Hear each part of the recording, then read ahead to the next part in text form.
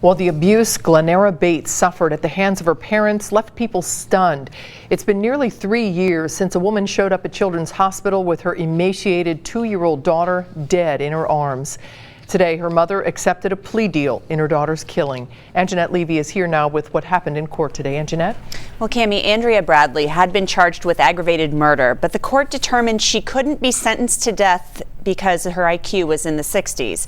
Today, that charge was dropped. In exchange, Bradley pleaded no contest to some other charges.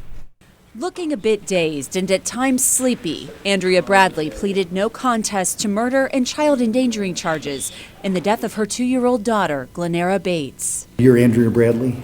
Yes. And you accept this plea bargain and you understand the plea bargain and the charges? Yes. Bradley accepting a plea slowly brings her case to a close. The defendant, Andrea Bradley, recklessly abused Glenara Bates, her daughter. The abuse inflicted upon Glenara Bates was unthinkable.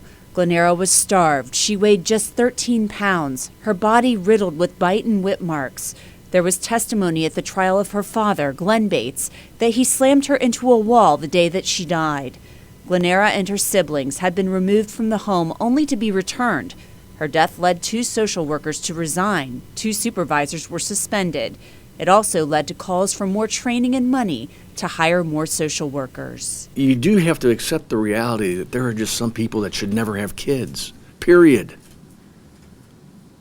And our challenge is, under the federal and state guidelines that want us to reunite families, is to identify the people that shouldn't be parents and get them out of the house.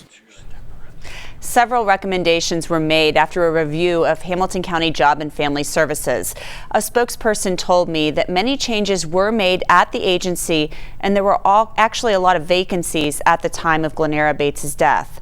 JFS took steps to fill those positions, and in late 2016, the agency got permission to fill 60 new positions, and those efforts are continuing.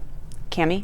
All right, Anjanette, thank you. And a jury found Glenn Bates guilty of aggravated murder at his trial. A judge sentenced him to die for his role in his daughter's death.